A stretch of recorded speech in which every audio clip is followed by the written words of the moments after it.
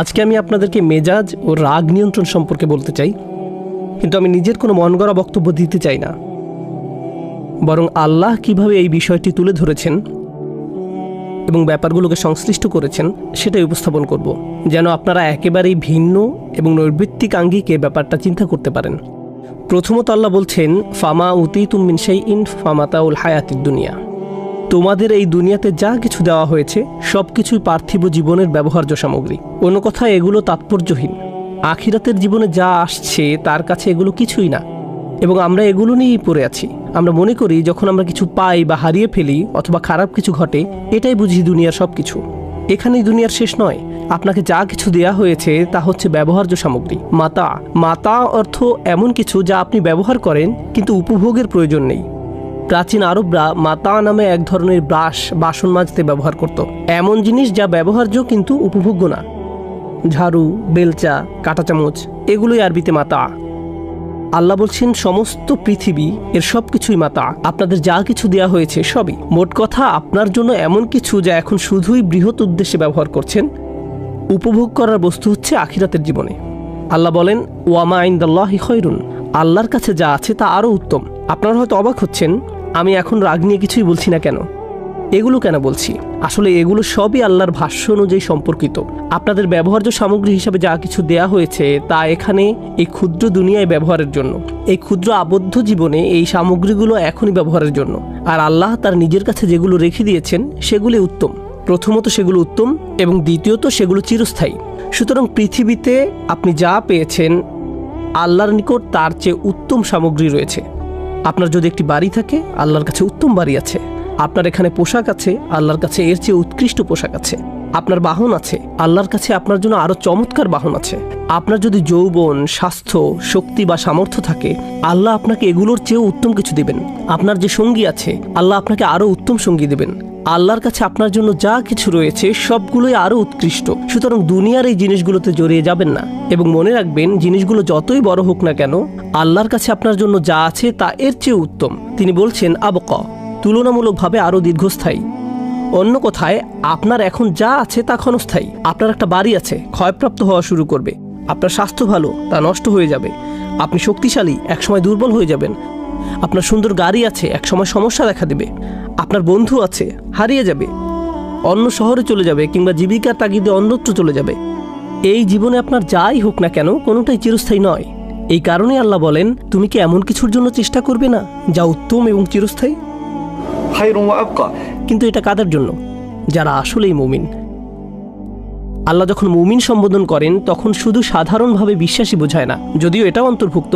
এটা ওই আয়াতের জন্যই, যারা আসলে বিশ্বাস করে যে দুনিয়ার এই সামগ্রীগুলো পরবর্তী জীবনের কাছে কিছুই না। এটা তাদের জন্যই। তারা প্রচণ্ডভাবে বিশ্বাস করে, তারা প্রচণ্ডভাবে তাদের প্রভুর উপর বিশ্বাস রাখে। এর মানে হলো, এটা প্রকৃত অর্থেই বিশ্বাস করতে হলে আপনাকে আল্লাহর উপর অগাধ বিশ্বাস স্থাপন করতে হবে যে তিনি পরবর্তী জীবনে আপনাকে এমন কিছু দেওয়ার প্রতিশ্রুতি দিয়েছেন যা আপনি কখনোই দেখেননি, এমনকি গন্ধও নেননি, শুধু শুনেছেন। তার কথার উপর বিশ্বাস করাই যথেষ্ট, শুধুই বিশ্বাসের প্রয়োজন।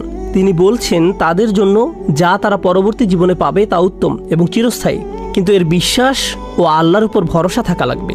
এরপর তিনি বলেন, ওয়াল্লাযীনা ইয়াজতানিবুনা কাবাইরাল ইসমি।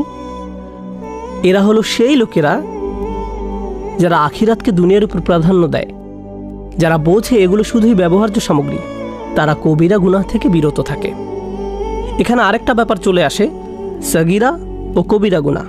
আপনার প্রধান কাজ হলো কবিরা গুনাহ থেকে দূরে থাকা। আপনি যখন কবিরা গুনাহ করেন, আপনি বলতেই থাকেন, ওহ, আমার ছোটোখাটো গুনাহ করা উচিত না। আপনি আসলে বড় গুনাহ থেকে বিরত থাকতে চাচ্ছেন। কাবাইরাল ইসম। পরে তিনি সুনির্দিষ্টভাবে বলছেন, ওয়াল ফাওয়াহিশ, সব ধরনের বেহায়াপনা। এটা বেহায়াপনা নিয়ে বক্তব্য নয়, রাগ নিয়ন্ত্রণ নিয়ে। অথচ এখন পর্যন্ত আমি রাগ নিয়ন্ত্রণ নিয়ে কিছুই বলছি না। আল্লাহ বলছেন কবিরা গুনাহসমূহ থেকে দূরে থাকা, এবং দূরে থাকো সব ধরনের কঠোরতা, অভদ্রতা আর নির্লজ্জতা হতে। এরপর তিনি বলেন, ওয়া ইযা মা গাদিবুহুম ইয়াগফিরুন। যখন তারা রেগে যায়, আমি এখনো বাক্যটা শেষ করিনি, কিন্তু এখন তিনি রাগ শব্দটি এনেছেন। দেখলেন কোথায় রাগ শব্দটি আনলেন? প্রথমে তিনি বললেন এই দুনিয়ায় আখিরাতের তুলনায় কিছুই না, কারণ এই দুনিয়া যদি সব হয়, ভুল কিছু হলেই আপনি রেগে যাবেন। কিন্তু এই দুনিয়া যদি আখিরাতের তুলনায় কিছুই না হয়, তবে কিছু পেলে বা হারালে অথবা ভুল হলে আপনার কাছে খুব বড় কিছু মনে হবে না। আপনি বলতে পারেন ইন্না লিল্লাহি ওয়া ইন্না ইলাইহি রাজিউন। নিঃসন্দেহে আমরা আল্লাহর কাছ থেকে এসেছি এবং আল্লাহর কাছেই ফিরে যাব। মোট কথা, আপনি সহজেই শান্ত থাকতে পারবেন। এটা ঘটবে যখন আপনি আত্মস্থ করবেন প্রথম শিক্ষাটি। দ্বিতীয় বিষয়টি হলো, আল্লাহ যেমনটি বলছেন বড় গুনাহ থেকে বিরত থাকা, তিনি বিশেষভাবে এটিকে উল্লেখ করেছেন সব ধরনের নির্লজ্জতা। নির্লজ্জতা কি? আপনার উত্তেজনা এবং আবেগকে নিয়ন্ত্রণের অক্ষমতা।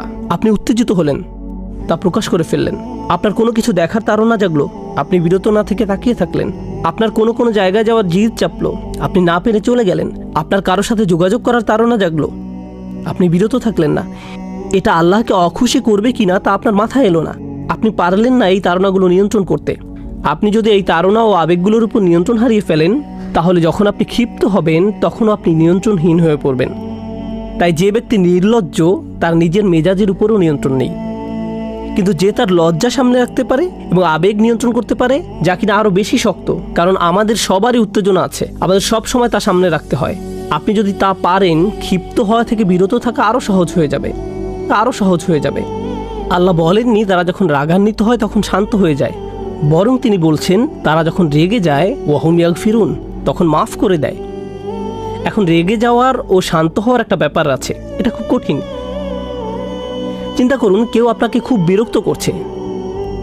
আল্লাহ বলছেন যারা আল্লাহকে বিশ্বাস করে এবং আখিরাতকে দুনিয়ার উপর স্থান দেয়, তারা যখন খুব রাগান্বিত হয় তখন ক্ষমা করে দেয়। সুবহানাল্লাহ, সুবহানাল্লাহ। আমরা শান্ত অবস্থাতেই ক্ষমা করি না। আল্লাহ বলছেন যদি আপনি সত্যিকার অর্থে এমন মানুষে পরিণত হতে চান যারা আখিরাতকে প্রাধান্য দেয়, তাহলে রাগান্বিত অবস্থাতেও আপনার ক্ষমা করা শিখতে হবে। কি চমৎকার এক মানদণ্ড তিনি দিয়েছেন! এটা সর্বোচ্চ সামর্থ্য সম্পন্ন লোকদের জন্য। আল্লাহ আমাদেরকে সে তৌফিক দান করুন। এর পরের আয়াতে তিনি বলেন আপনি রেগে যেতে পারেন, প্রতিশোধও নিতে পারেন। যদি আপনার সাথে খারাপ কিছু করা হয়, আপনি তা ফিরিয়ে দিতে পারেন। কেউ আপনাকে চর দিলে আপনি তাকেও চরও দিতে পারেন। এর অনুমোদন ইসলামে আছে। প্রতিশোধ ইসলামে অনুমোদিত, কিন্তু ন্যায় বিচারের স্বার্থে ব্যক্তি পর্যায়ে না হয়ে বিচার ব্যবস্থার মধ্য দিয়ে যেতে হবে, এটা ইসলাম অনুমোদিত। কিন্তু আল্লাহ বলেন আপনি যদি এখনও সুন্দরভাবে ক্ষমা করতে, ফামান আফা আও আসলাহা, এবং সম্পর্ক সুন্দরভাবে পুনঃস্থাপন করতে পারেন, শুধু রাগ দমন নয়, ক্ষমা করতে পারেন, তবে কি পুরস্কার পাবেন? আমি কেন প্রতিশোধ নিব যখন আমার ক্ষমা করা উচিত? কেন আমি একটির পরিবর্তে অন্যটি নেব? তিনি বলেন ফাআজরুহু আলাল্লাহ। স্মরণ করে দেখুন, আগে তিনি বলছেন তার কাছে যা আছে তা উত্তম ও চিরস্থায়ী। এবার তিনি বলছেন আপনি যদি কাউকে ক্ষমা করতে চান, আপনার রাগ দমন করেন, এর পুরস্কার এত ব্যাপক যে এটা বর্ণনা করা সম্ভব না। শুধু এটাই বলা যায় যে তা আল্লাহর কাছে আছে। আল্লাহই আপনাকে দেখবেন, আল্লাহই আপনাকে দেখবেন। এর বর্ণনা এতই বিস্তৃত যে শুধু এটুকুই বলা যায় আল্লাহর হেফাজতে আছে আপনার পুরস্কার। সুবহানাল্লাহ। আল্লাহ আমাদের সবাইকে রাগ নিয়ন্ত্রণ সহজ করে দিন, শান্ত থাকার তৌফিক দান করুন।